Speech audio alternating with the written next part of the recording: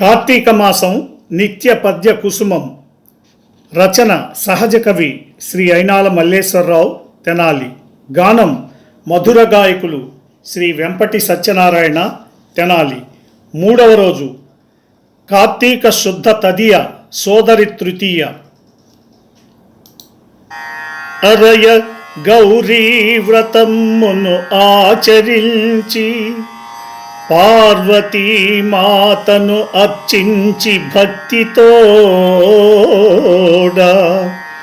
సుస్తుగా అన్నమును బెట్ట సోదరులకు పూజ్య కార్తీక మాసము పుణ్యమొసగు. పూజ్య కార్తీక మాసము పుణ్యమొసగు.